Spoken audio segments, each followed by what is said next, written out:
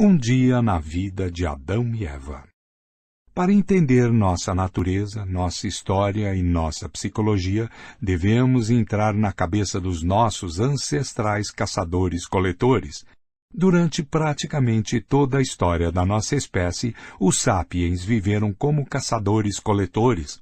Os últimos 200 anos, durante os quais um número cada vez maior de sapiens ganha um pão de cada dia como trabalhadores urbanos e funcionários administrativos, e os 10.000 anos precedentes, durante os quais a maioria dos sapiens vivia como agricultores e pastores, são um piscar de olhos em comparação com as dezenas de milhares de anos durante os quais nossos ancestrais foram caçadores e coletores. O campo próspero da psicologia evolutiva afirma que muitas de nossas características psicológicas e sociais do presente foram moldadas durante essa longa era pré-agrícola. Ainda hoje, afirmam especialistas da área, nosso cérebro e nossa mente são adaptados para uma vida de caça e coleta.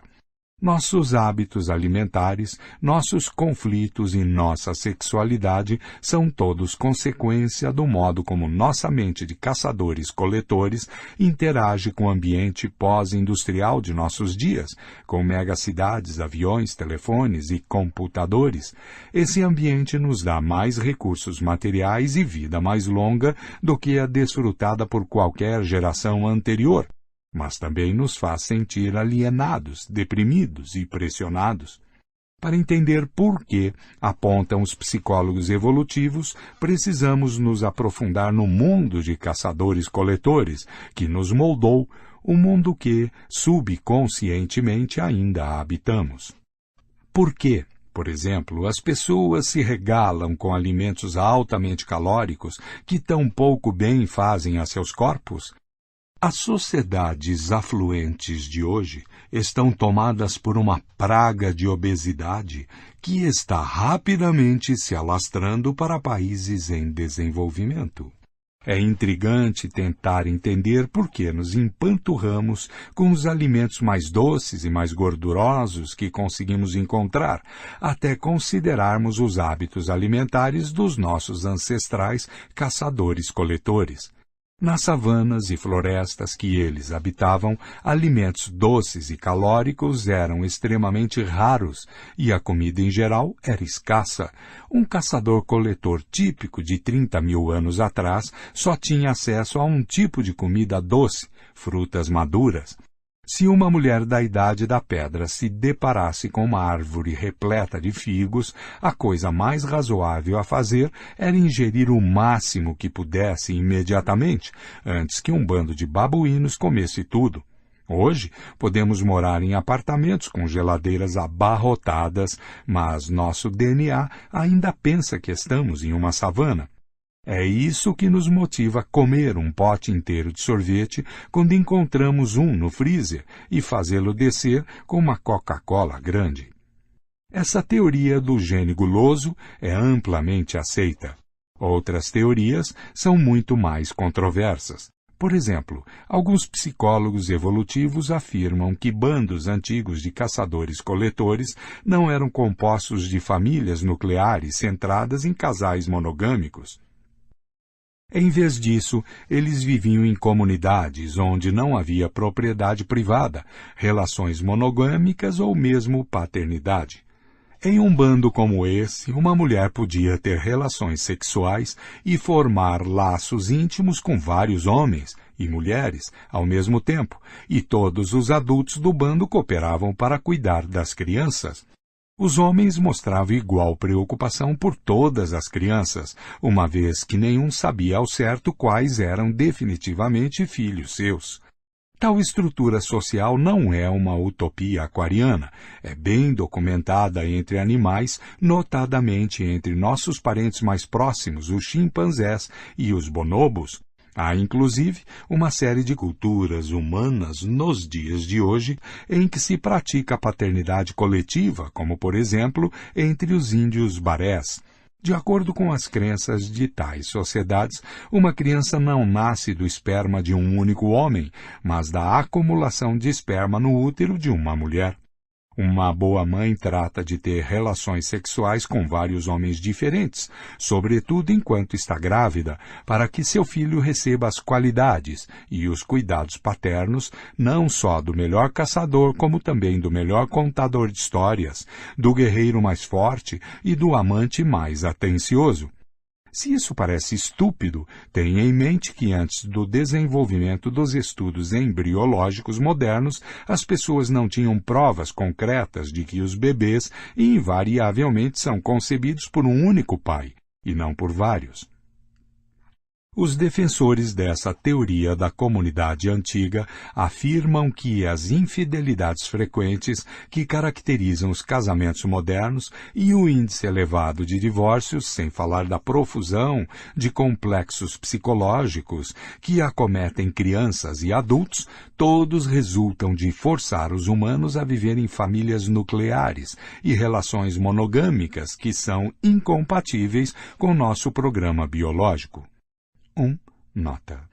Muitos acadêmicos rejeitam veementemente essa teoria, insistindo que a monogamia e a formação de famílias são comportamentos essencialmente humanos.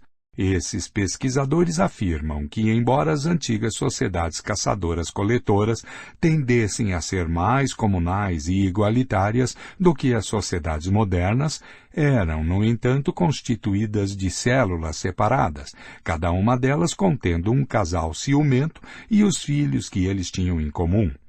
É por isso que hoje as relações monogâmicas e as famílias nucleares são a norma na grande maioria das culturas, que homens e mulheres tendem a ser muito possessivos com relação a seus parceiros e filhos e que, até mesmo em estados modernos como a Coreia do Norte e a Síria, a autoridade política passa de pai para filho.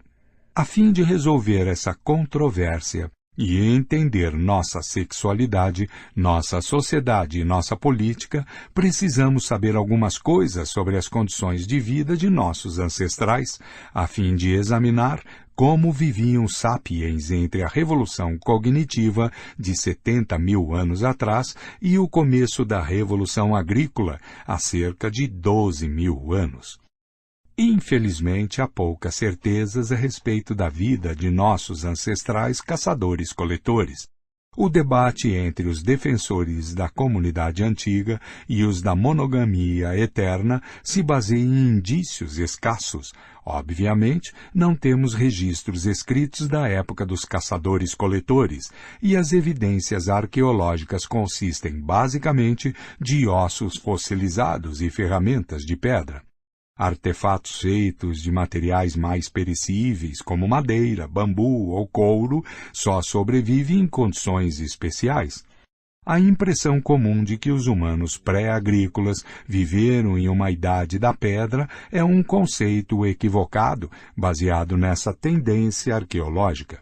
Seria mais adequado chamar a idade da pedra de idade da madeira, pois a maioria das ferramentas usadas pelos antigos caçadores-coletores era feita de madeira.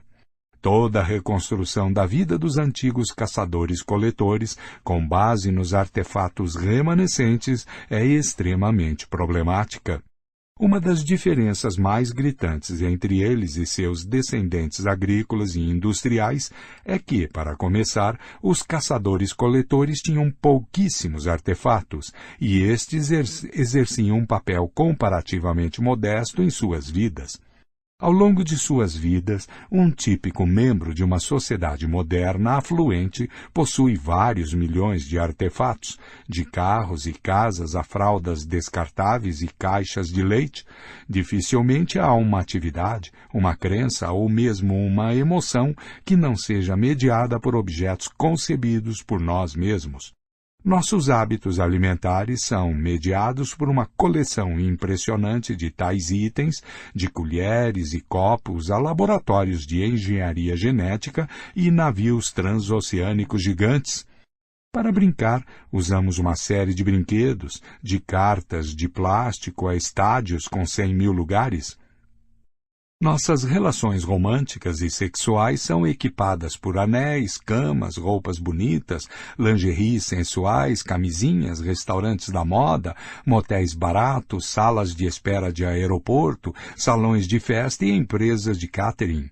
As religiões trazem o sagrado à nossa vida com igrejas góticas, mesquitas muçulmanas, ashrams hindus, rolos de Torá, rodas de oração tibetanas, batinas eclesiásticas, velas, incenso, árvores de Natal, lápides e ícones. Mal percebemos o quanto nossos objetos são onipresentes, até precisarmos nos mudar para uma casa nova. Os caçadores-coletores se mudavam todo mês, toda semana e, às vezes, todo dia, carregando nas costas o que quer que possuíssem. Não havia empresas de mudança, carroças e nem mesmo animais de carga para dividir o fardo. Consequentemente, eles tinham de se virar apenas com as posses essenciais. É razoável presumir, portanto, que a maior parte de sua vida mental, religiosa e emotiva fosse conduzida sem a ajuda de artefatos. Um arqueólogo trabalhando daqui a 100.000 anos seria capaz de recompor um cenário razoável da crença e da prática muçulmana com base nos vários objetos encontrados em escavações nas ruínas de uma mesquita. Mas hoje estamos praticamente perdidos tentando compreender as crenças e os rituais dos antigos caçadores-coletores. É, em grande medida, o mesmo dilema que um futuro historiador enfrentaria se tivesse de retratar o mundo social dos adolescentes do século XXI, unicamente com base no que sobrevivesse das cartas trocadas entre eles, já que não restariam registros de conversas telefônicas, e-mails, blogs e mensagens de texto. A dependência dos artefatos, portanto, resulta em um relato tendencioso da vida dos antigos caçadores-coletores. Uma maneira de remediar isso é observar as sociedades caçadoras-coletoras modernas. Estas podem ser estudadas diretamente por meio de observação antropológica. Mas há boas razões para ser cauteloso ao fazer inferências a partir das sociedades caçadoras-coletoras modernas sobre as antigas. Em primeiro lugar, todas as sociedades caçadoras-coletoras que sobreviveram até nossos dias foram influenciadas por sociedades agrícolas e industriais adjacentes. Portanto, é arriscado presumir que o que é verdade sobre elas também foi verdade há dezenas de milhares de anos. Em segundo lugar, as sociedades caçadoras-coletoras modernas sobreviveram principalmente em áreas com condições climáticas difíceis e terreno inóspito, inadequado para a agricultura.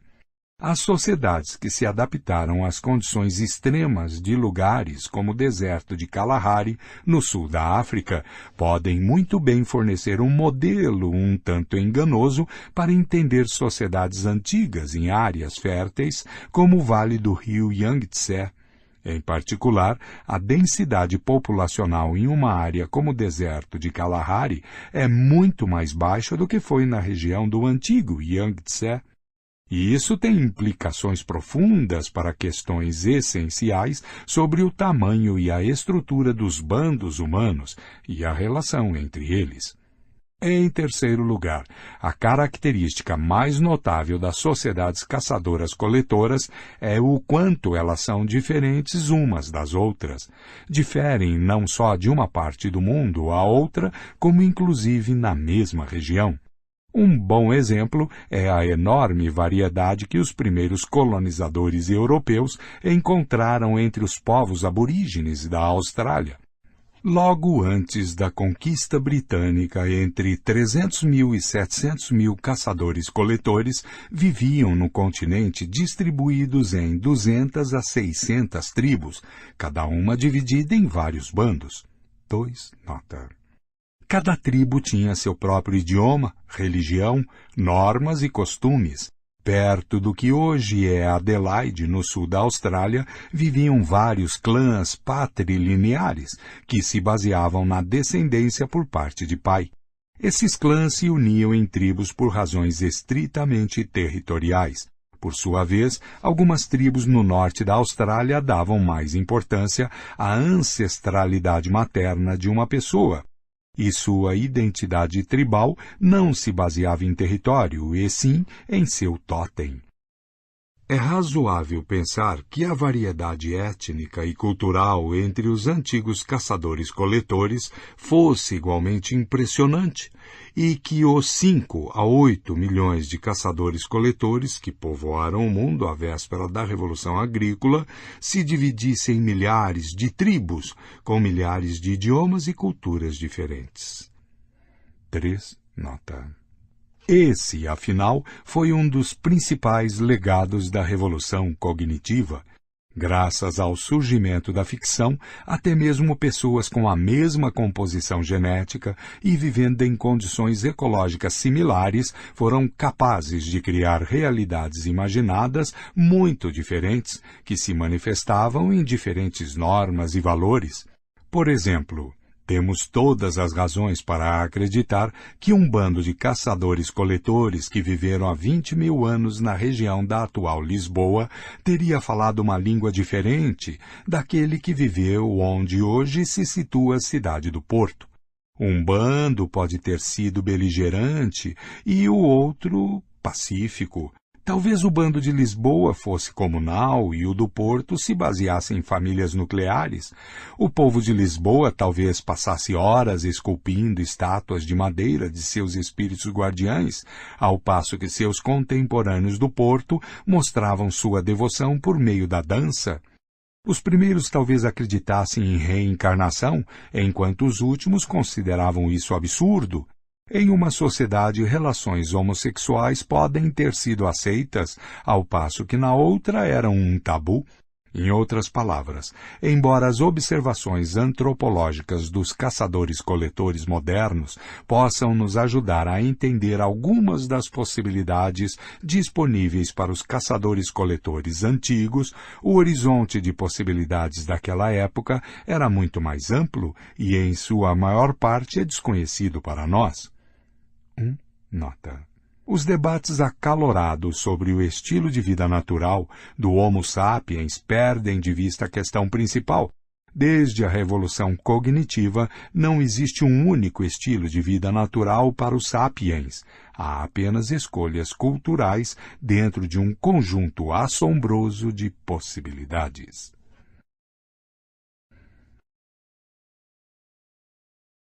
A sociedade afluente original. Que generalizações podemos fazer sobre a vida no mundo pré-agrícola, então? Parece seguro afirmar que a grande maioria das pessoas vivia em pequenos bandos compostos de várias dezenas, ou no máximo, várias centenas de indivíduos e que todos esses indivíduos eram humanos. É importante observar esse último aspecto, porque está longe de ser óbvio. A maioria dos membros de sociedades agrícolas e industriais são animais domesticados. Eles não são iguais a seus senhores, é claro, mas ainda assim são membros. Hoje, a sociedade chamada Nova Zelândia é composta de 4,5 milhões de sapiens e 50 milhões de ovelhas. Havia apenas uma exceção a essa regra: o cão. O cachorro foi o primeiro animal domesticado pelo Homo sapiens, e isso ocorreu antes da Revolução Agrícola. Os especialistas discordam quanto à data exata, mas temos indícios incontroversos de domesticação de cachorros que datam de 15 mil anos atrás. Eles podem ter se unido aos humanos milhares de anos antes. Os cachorros eram usados para caçar e guerrear e também como sistema de alarme contra animais selvagens e intrusos humanos. Com o passar das gerações, as duas espécies coevoluíram para se comunicar bem uns com os outros.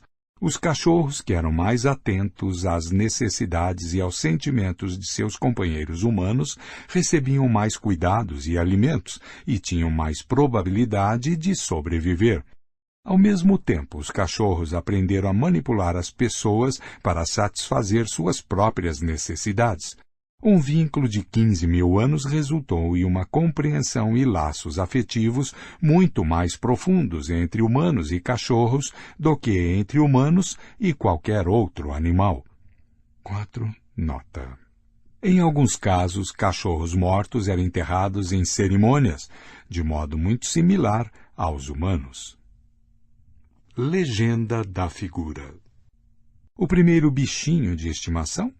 Um túmulo de 12.000 anos encontrado no norte de Israel contém o esqueleto de uma mulher de 50 anos ao lado do esqueleto de um filhote de cachorro, canto superior direito. O filhote foi enterrado perto da cabeça da mulher. A mão esquerda dela está pousada no cachorro de maneira que poderia indicar uma conexão emotiva. É claro, outras explicações possíveis. Talvez, por exemplo, o cachorro fosse um presente para o guardião do mundo seguinte. Fim de legenda da figura. Membros de um mesmo bando se conheciam intimamente e eram cercados por amigos e parentes durante a vida inteira. A solidão e a privacidade eram raras. Bandos vizinhos provavelmente competiam por recursos e até lutavam uns com os outros, mas também tinham contatos amigáveis. Eles intercambiavam membros, caçavam juntos, comerciavam artigos raros, construíam alianças políticas e celebravam festividades religiosas. Tal cooperação foi uma das marcas importantes do Homo sapiens e lhe deu uma vantagem crucial sobre outras espécies humanas.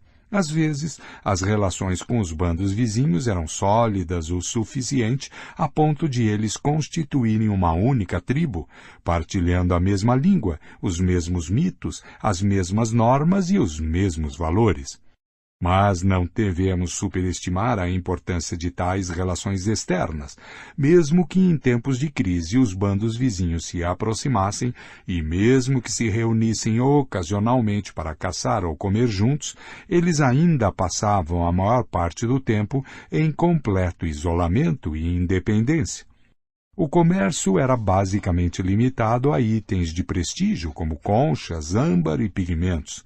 Não há indício de que as pessoas comercializassem itens essenciais, como frutas e carne, ou que a existência de um bando dependesse da importação de alimentos de outro. As relações sociopolíticas também tendiam a ser esporádicas.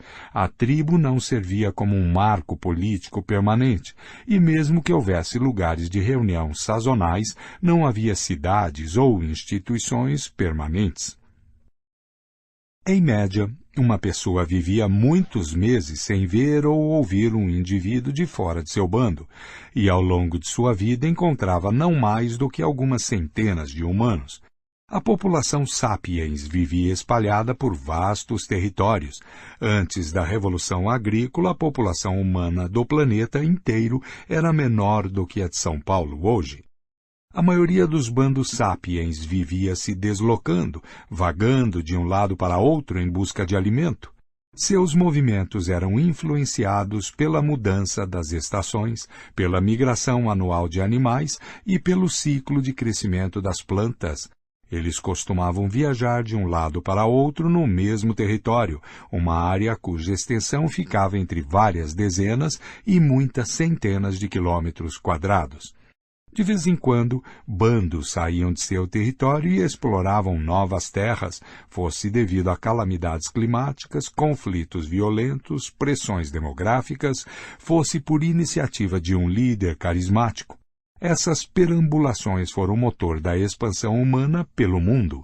Se um bando de caçadores-coletores se dividisse uma vez a cada 40 anos e o novo grupo migrasse para um novo território, 100 quilômetros para o leste, a distância da África Oriental à China teria sido coberta em aproximadamente 10.000 anos. Em alguns casos excepcionais, quando as fontes de alimento eram particularmente abundantes, os bandos se assentavam em acampamentos sazonais e até mesmo permanentes. Técnicas para secar, defumar e, nas regiões árticas, congelar alimentos também tornaram possível permanecer em um mesmo lugar por períodos mais longos.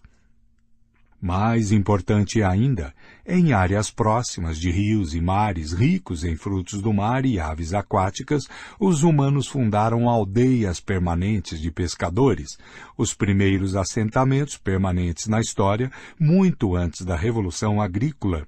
As aldeias de pescadores podem ter aparecido no litoral das ilhas indonésias, já há 45 mil anos. Estas possivelmente foram a base a partir da qual o Homo sapiens iniciou seu primeiro empreendimento transoceânico, a invasão da Austrália.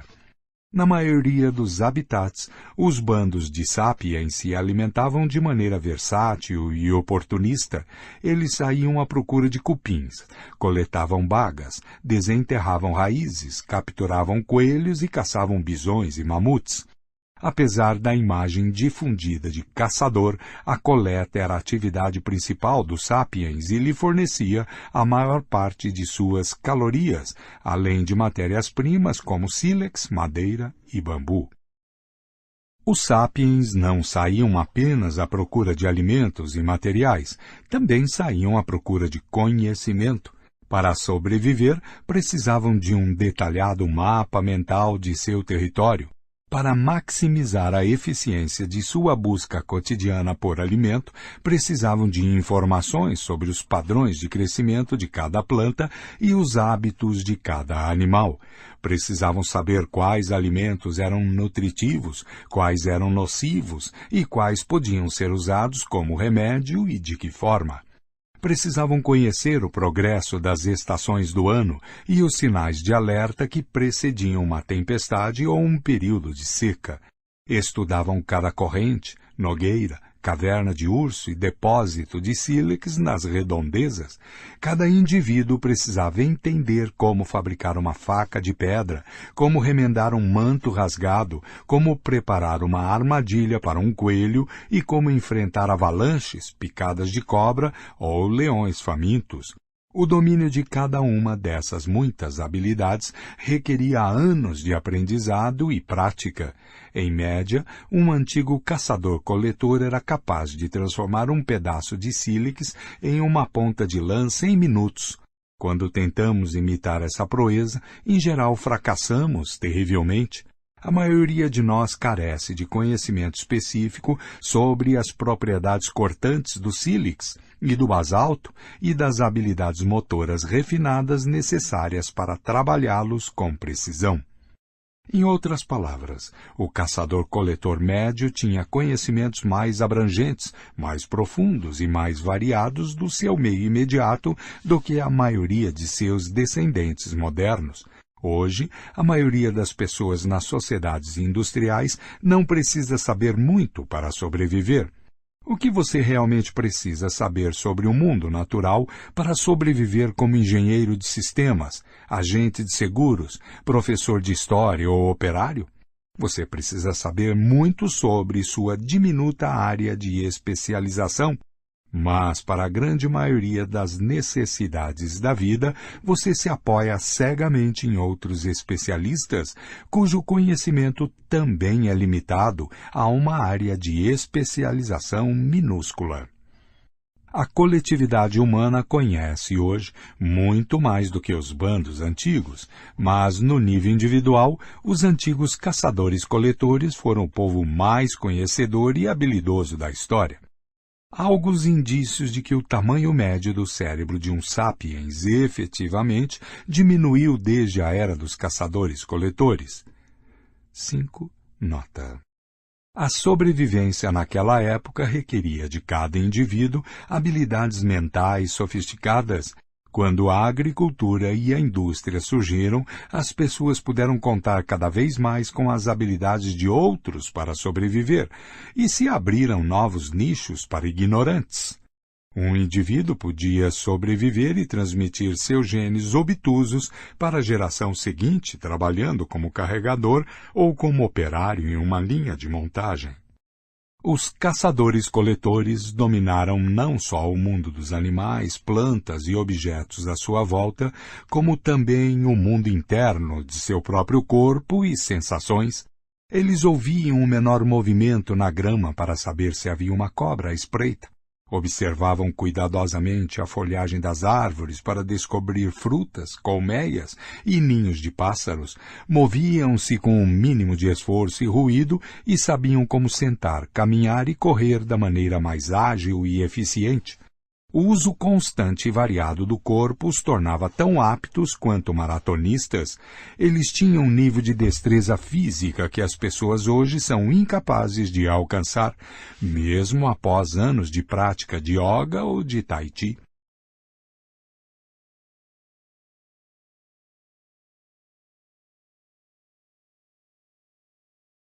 Os hábitos dos antigos caçadores-coletores diferiam significativamente de região para região e de uma estação do ano para outra, mas, em geral, eles pareciam desfrutar de um estilo de vida mais confortável e compensador do que a maioria dos camponeses pastores, operários e funcionários administrativos que seguiram seus passos. Enquanto as pessoas nas sociedades afluentes de hoje trabalham em média de 40 a 45 horas por semana e as pessoas nos países em desenvolvimento trabalham 60 ou mesmo 80 horas por semana, os caçadores-coletores que hoje vivem nos habitats mais inóspitos, como o deserto de Kalahari, trabalham em média apenas 35 ou 45 horas por semana. Eles caçam apenas uma vez a cada 3 dias e a coleta leva não mais do que de 3 a 6 horas diárias. Em épocas normais, isso é suficiente para alimentar o bando. É bem possível que os antigos caçadores-coletores, vivendo em zonas mais férteis do que o Kalahari, gastassem ainda menos tempo obtendo alimento e matérias-primas. Além disso, eles tinham uma carga mais leve de tarefas domésticas. Não tinham pratos para lavar, tapetes para limpar, pisos para polir, fraldas para trocar ou contas para pagar. A economia dos caçadores-coletores proporcionava à maioria dos indivíduos vidas mais interessantes do que a agricultura ou a indústria. Atualmente, um operário chinês sai de casa por volta das 7 da manhã e atravessa ruas poluídas rumo a uma fábrica com condições precárias de trabalho, onde opera a mesma máquina da mesma maneira dia após dia durante 10 longas horas, voltando para casa por volta das 7 da noite para lavar a louça e a roupa. Há 30 mil anos, um caçador-coletor chinês possivelmente saía do acampamento com seus companheiros às 8 da manhã. Eles perambulavam pelas florestas e savanas das redondezas, colhendo cogumelos, desenterrando raízes comestíveis, capturando rãs e às vezes fugindo de tigres. No começo da tarde, estavam de volta ao acampamento para almoçar. Isso lhes deixava tempo suficiente para fofocar, contar histórias, brincar com os filhos ou simplesmente descansar na companhia uns dos outros. É claro que às vezes alguém era pego por um tigre ou picado por uma cobra, mas, por outro lado, eles não precisavam lidar com acidentes de automóvel ou poluição industrial. Em quase todos os lugares e em quase todas as épocas, a atividade caçadora-coletora fornecia a nutrição ideal. Isso dificilmente surpreende. Essa foi a dieta humana durante centenas de milhares de anos, e o corpo humano estava bem adaptado a ela. Evidências de esqueletos fossilizados indicam que os antigos caçadores-coletores tinham menos tendência a passar fome ou sofrer desnutrição, e, em geral, eram mais altos e mais saudáveis do que seus descendentes camponeses. Ao que parece, a expectativa de vida era de apenas 30 a 40 anos, mas isso se devia em grande parte à incidência elevada de mortalidade infantil. As crianças que sobreviviam aos perigosos primeiros anos tinham boas chances de chegar aos 60 e algumas chegavam aos 80. Entre os caçadores-coletores modernos, as mulheres de 45 anos podem esperar viver outros 20 e cerca de 5 a 8% da população tem mais de 60 anos. 6. Nota. O segredo do sucesso dos caçadores-coletores, que os protegia da fome e da desnutrição, era a sua dieta variada. Os agricultores tendem a ingerir uma dieta muito limitada e desequilibrada, especialmente nos tempos pré-modernos. A maior parte das calorias que alimentam uma população agrícola vinha de uma única colheita, como trigo, batata ou arroz, que carece de algumas das vitaminas, sais minerais e outros nutrientes de que os humanos necessitam. Já os antigos caçadores-coletores comiam regularmente dezenas de alimentos distintos. O camponês chinês típico comia arroz no café da manhã, arroz no almoço e arroz no jantar. Se tivesse sorte, podia esperar comer o mesmo no dia seguinte. Diferentemente, os antigos caçadores-coletores comiam dúzias de tipos diferentes de comida. Ancestral do camponês, o caçador-coletor talvez comesse bagas e cogumelos no café da manhã, algumas frutas e tartaruga no almoço e carne de coelho com cebola selvagem no jantar. É bem provável que o menu do dia seguinte fosse completamente diferente. Essa variedade garantia que os antigos caçadores-coletores recebessem todos os nutrientes necessários. Além disso, ao não depender de um único tipo de comida, eles eram menos propensos a sofrer na ausência de uma fonte específica de alimento. As sociedades agrícolas são arruinadas pela fome quando uma seca, um incêndio ou um terremoto devastam a colheita anual de arroz ou de batata. As sociedades caçadoras-coletoras não estavam imunes a desastres naturais e sofriam períodos de fome e privação, mas, em geral, eram capazes de lidar com tais calamidades mais facilmente. Se perdiam alguns de seus alimentos essenciais, podiam coletar ou caçar outras espécies ou migrar para uma área menos afetada. Os antigos caçadores-coletores também eram menos afetados por doenças infecciosas. A maioria das doenças infecciosas que acometeram as sociedades agrícolas e industriais, como varíola, sarampo e tuberculose, se originou em animais domésticos e passou para os humanos somente após a Revolução Industrial. Os antigos caçadores-coletores que domesticaram apenas cachorros estavam livres desses males. Além disso, a maioria das pessoas nas sociedades agrícolas e industriais vivia em assentamentos permanentes que eram populosos e pouco higiênicos. Uma incubadora ideal para doenças. Os antigos caçadores-coletores percorriam a terra em pequenos bandos, o que não alimentava epidemias. A dieta completa e variada, a semana de trabalho relativamente curta e a raridade de doenças infecciosas levaram muitos especialistas a definir as sociedades caçadoras-coletoras pré-agrícolas como as sociedades afluentes originais. Seria um erro, no entanto, idealizar a vida desses povos antigos. Embora eles tivessem uma vida melhor do que a maioria das pessoas nas sociedades agrícolas e industriais, seu mundo ainda podia ser cruel e implacável. Períodos de dificuldade e privação não eram raros. A mortalidade infantil era alta e um acidente que hoje seria pouco significativo podia facilmente se tornar uma sentença de morte.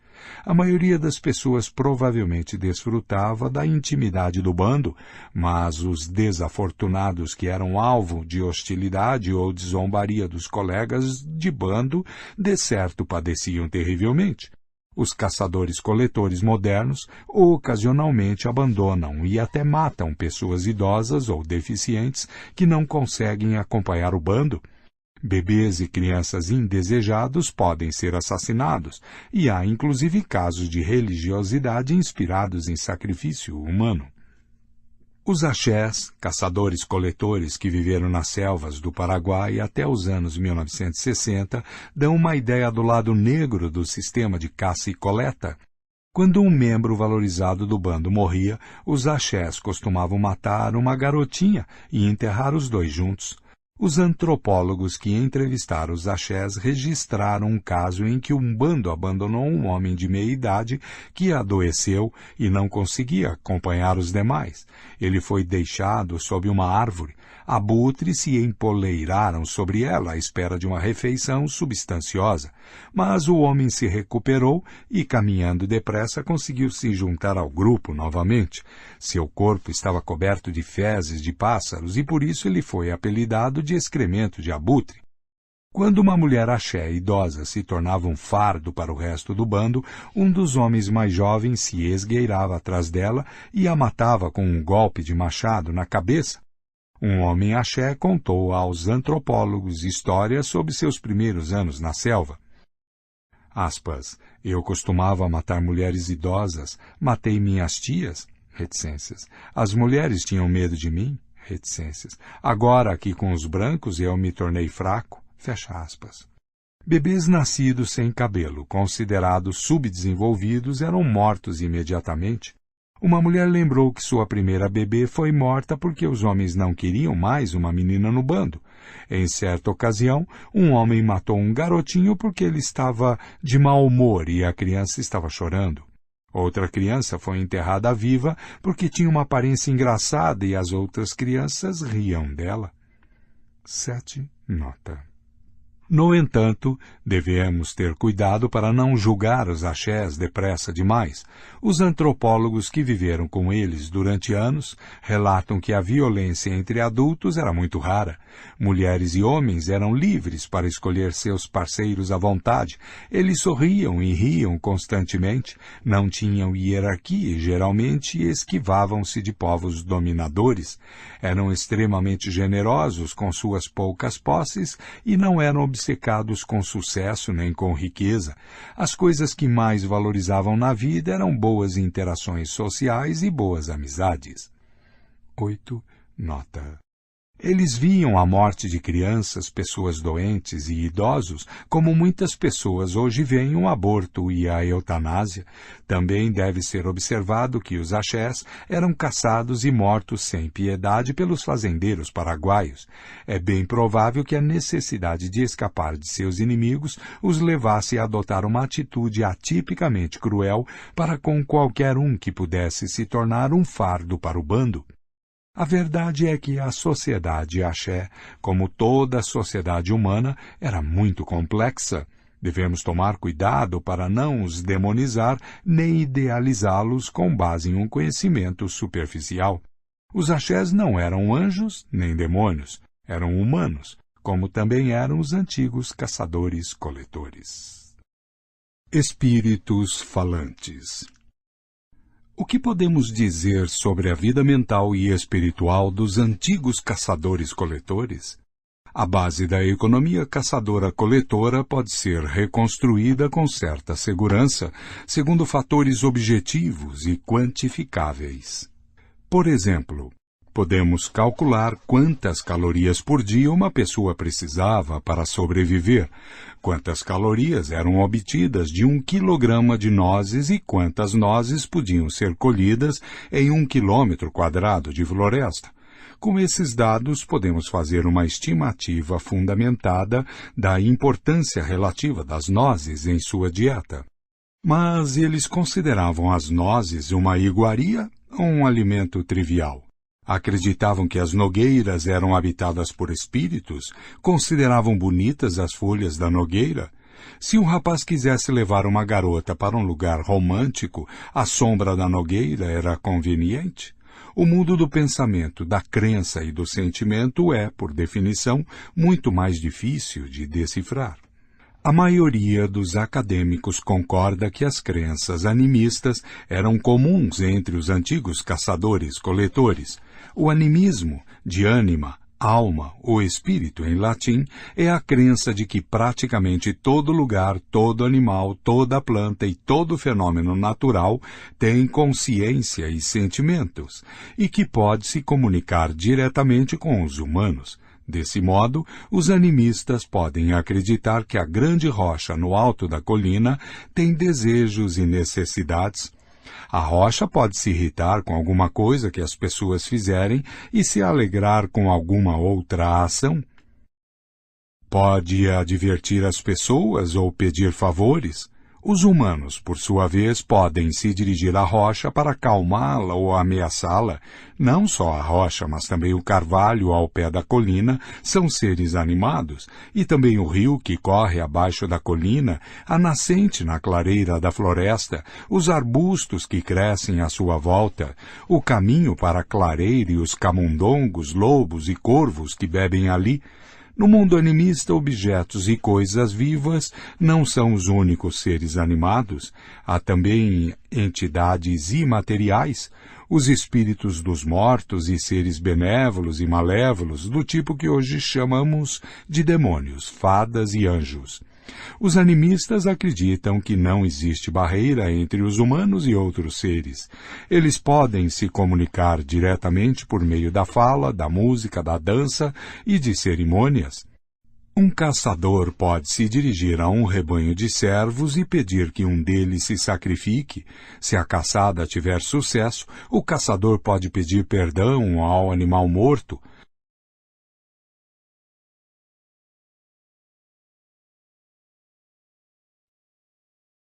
Quando alguém fica doente, um xamã pode contatar o espírito que causou a doença e tentar pacificá-lo ou afugentá-lo. Se necessário, o xamã pode pedir a ajuda de outros espíritos. O que caracteriza todos esses atos de comunicação é que as entidades sendo abordadas são seres locais. Não são deuses universais, e sim um cervo em particular, uma árvore em particular, um rio em particular, um espírito em particular. Assim como não existe barreira entre os humanos e outros seres, tampouco existe uma hierarquia rígida. As entidades não humanas não existem meramente para atender às necessidades humanas. Tampouco são deuses todo-poderosos que governam o mundo a seu bel prazer. O mundo não gira em torno dos humanos ou de qualquer grupo de seres em particular. O animismo não é uma religião específica.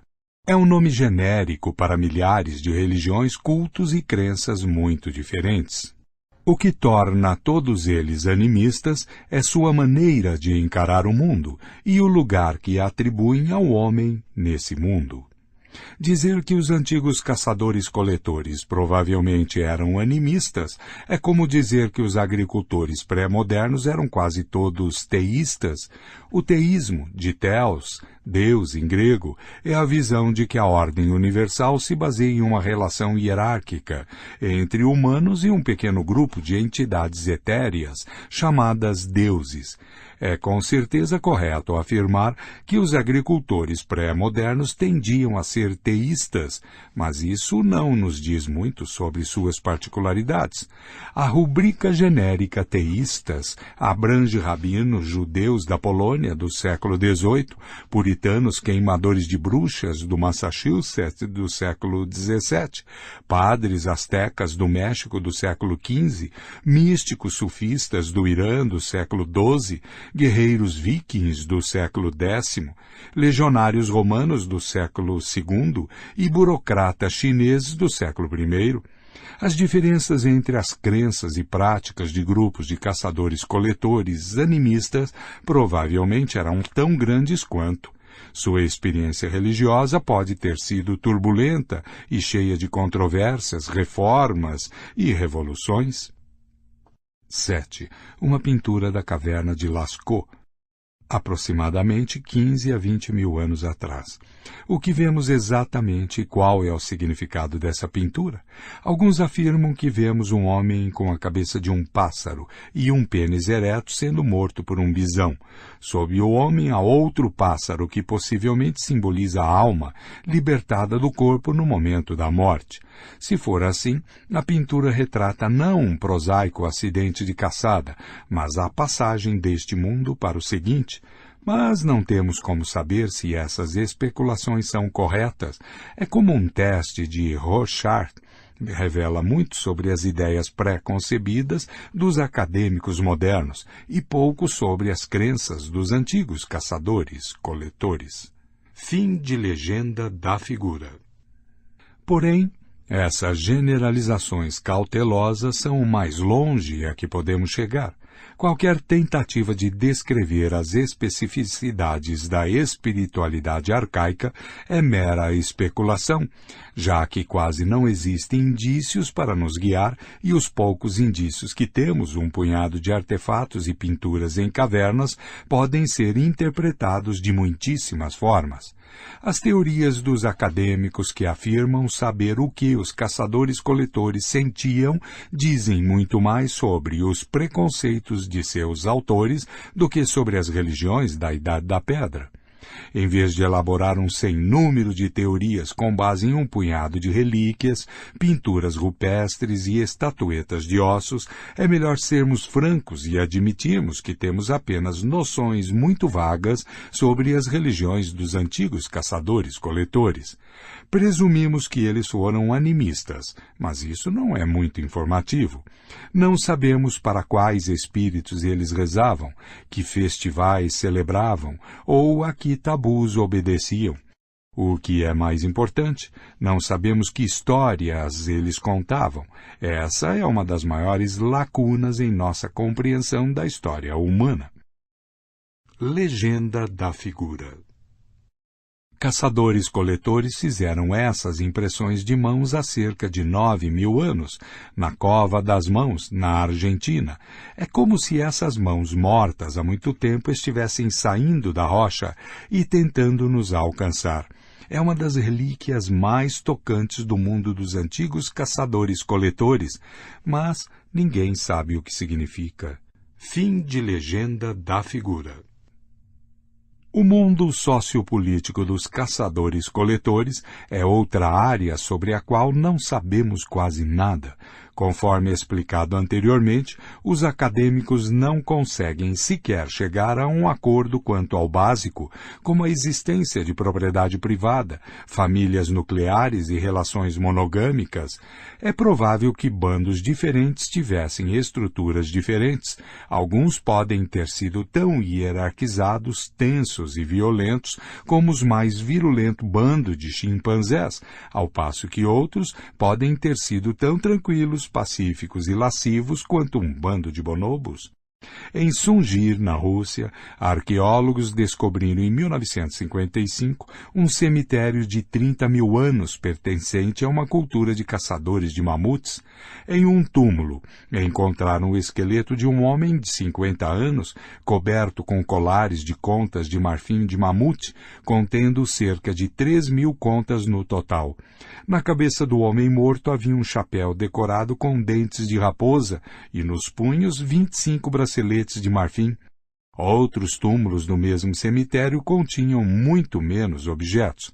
Os acadêmicos deduziram que os caçadores de mamutes de Sungir viviam em uma sociedade hierárquica e que o homem morto talvez fosse o líder de um bando ou de uma tribo inteira, compreendendo vários bandos.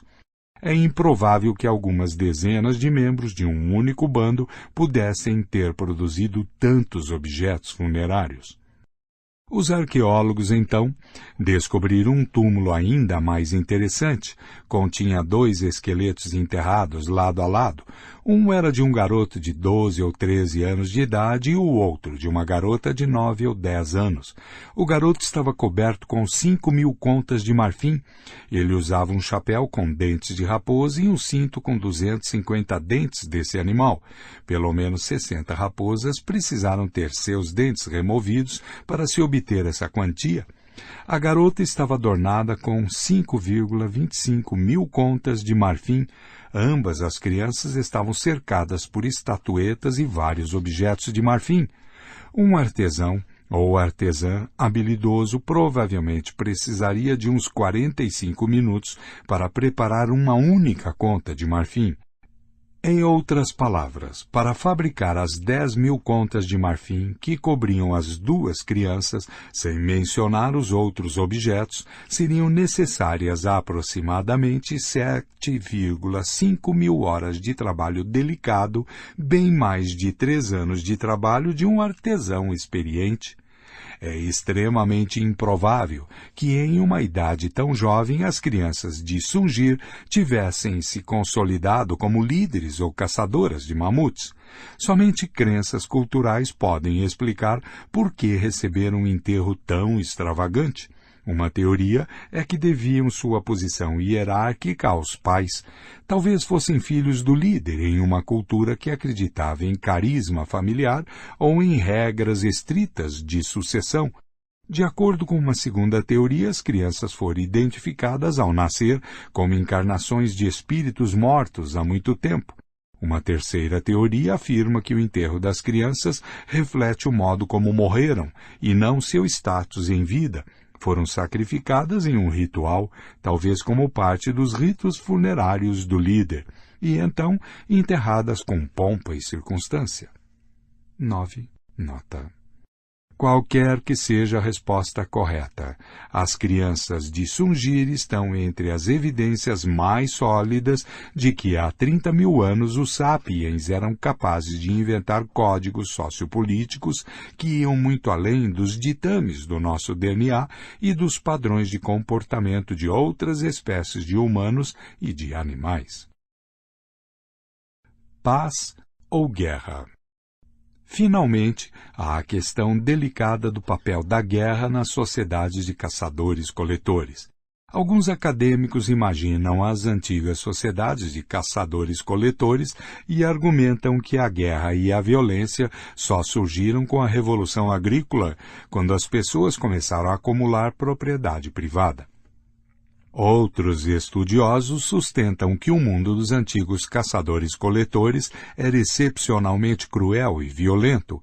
Ambas as escolas de pensamento são castelos no ar, conectados à terra pelo fio tênue de restos arqueológicos escassos e observações antropológicas dos caçadores-coletores de nossos dias. As evidências arqueológicas são intrigantes, mas muito problemáticas.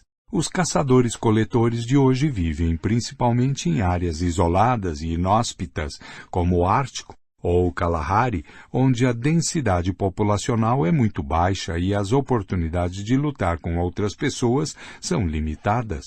Além disso, nas gerações recentes, os caçadores-coletores têm sido cada vez mais submetidos à autoridade dos Estados modernos, que evitam a eclosão de conflitos em grande escala. Estudiosos europeus tiveram apenas 2 oportunidades de observar populações grandes e relativamente densas de caçadores-coletores independentes, no noroeste da América do Norte no século XIX e no norte da Austrália durante o século XIX e no início do século XX. Tanto as culturas ameríndias quanto as aborígenes australianas testemunharam frequentes conflitos armados. É discutível, porém, se isso representa uma condição atemporal ou o impacto do imperialismo europeu. As descobertas arqueológicas são escassas e opacas.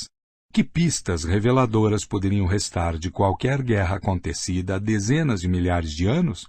Não havia muros nem fortificações na época, nem bombas de artilharia ou mesmo espadas e escudos. Uma ponta de lança antiga pode ter sido usada na guerra, mas também pode ter sido usada para caçar. Ossos humanos fossilizados são igualmente difíceis de interpretar. Uma fratura poderia indicar uma ferida de guerra ou um acidente. A ausência de fraturas e cortes em um esqueleto antigo tampouco é prova conclusiva de que a pessoa a quem o esqueleto pertenceu não sofreu uma morte violenta. A morte pode ter sido causada por trauma em tecidos moles, que não deixa marcas nos ossos.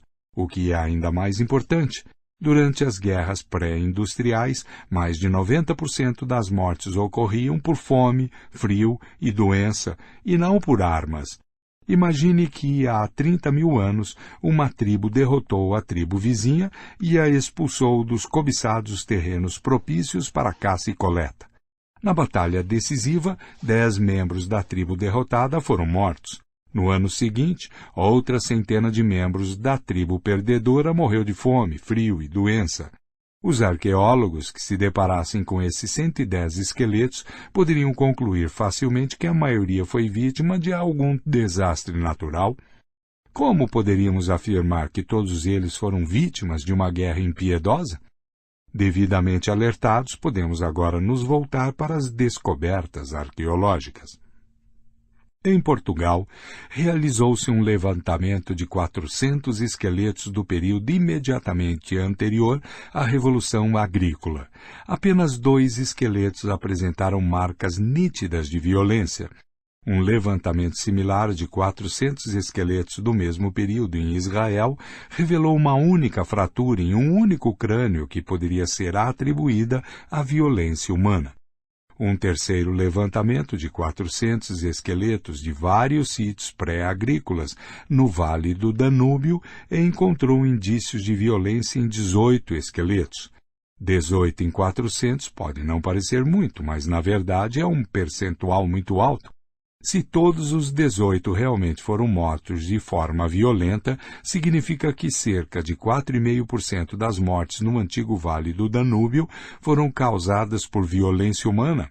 Hoje, a média global é de apenas 1,5%, considerando guerras e crimes. Durante o século XX, apenas 5% das mortes humanas resultaram de violência humana. E isso em um século que viu as guerras mais sangrentas e os maiores genocídios da história.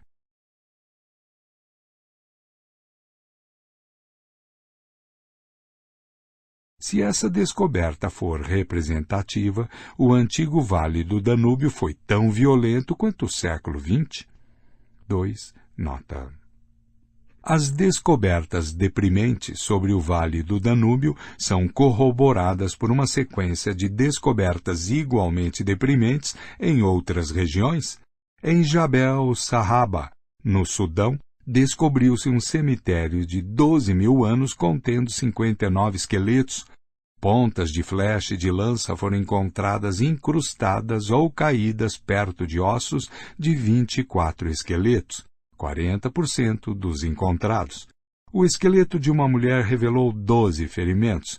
Na caverna de Ofnet, na Baviera, os arqueólogos descobriram os restos de 38 caçadores-coletores, em sua maioria mulheres e crianças, que foram atirados em 2 valas. Metade dos esqueletos, incluindo alguns de crianças e de bebês, apresentava claros sinais de ferimentos por armas humanas, como porretes e facas. Os poucos esqueletos pertencentes a homens mais maduros tinham as piores marcas de violência. É muito provável que um bando inteiro de caçadores-coletores tenha sido massacrado em Ofnet. O que representa melhor o mundo dos antigos caçadores-coletores? Os esqueletos pacíficos de Israel e de Portugal ou os matadouros de Jabel Sahaba e Ofnet? A resposta é nenhum nem outro. Assim como os caçadores-coletores apresentavam uma ampla gama de religiões e estruturas sociais, também provavelmente apresentavam diferentes índices de violência, enquanto algumas áreas e alguns períodos podem ter desfrutado de paz e tranquilidade, outros possivelmente foram dilacerados por conflitos violentos. 10. Nota. A cortina de silêncio. Se é difícil reconstruir o panorama geral da vida dos antigos caçadores-coletores, os eventos particulares são quase irrecuperáveis. Quando um bando de sapiens adentrou pela primeira vez um vale habitado por neandertais, os anos seguintes talvez tenham testemunhado um drama histórico de tirar o fôlego. Infelizmente, nada teria sobrevivido de tal encontro, exceto, quando muito, uns poucos ossos fossilizados e um punhado de ferramentas de pedra que permanecem mudos diante das mais intensas investigações acadêmicas. Podemos extrair deles informações sobre anatomia humana, tecnologia humana, dieta humana e talvez até mesmo estrutura social humana. Mas eles não revelam nada sobre a aliança política formada entre bandos de sapiens vizinhos, sobre os espíritos dos mortos que abençoavam essa aliança ou sobre as contas de marfim secretamente ofertadas ao curandeiro local a fim de garantir a bênção dos espíritos. Essa cortina de silêncio encobre dezenas de milhares de anos de história. Esses longos milênios podem muito bem ter testemunhado guerras e revoluções, movimentos religiosos arrebatadores, teorias filosóficas elaboradas, obras artísticas incomparáveis. Os caçadores-coletores podem ter tido seus Napoleões governando impérios da metade do tamanho de Luxemburgo, Beethovens dotados, carentes de orquestras sinfônicas, mas capazes de levar as pessoas às lágrimas com o som de suas flautas de bambu, e profetas carismáticos que revelavam as palavras de um carvalho da região em vez das de um Deus criador universal. Mas isso tudo não passa de conjectura. A cortina de silêncio é tão espessa que não podemos nem mesmo ter certeza de que tais coisas ocorreram. Que dirá descrevê-las em detalhe? Os acadêmicos tendem a fazer apenas as perguntas que podem esperar responder de modo razoável, a não ser que um dia tenhamos acesso a novas ferramentas de pesquisa. Provavelmente, nunca saberemos em que acreditavam os antigos caçadores-coletores ou que dramas viveram.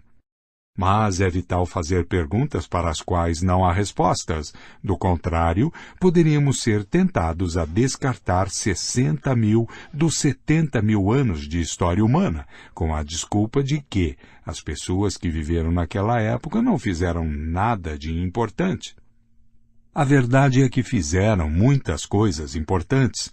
Especificamente, moldaram o mundo à nossa volta de forma mais profunda do que a maior parte das pessoas se dá conta.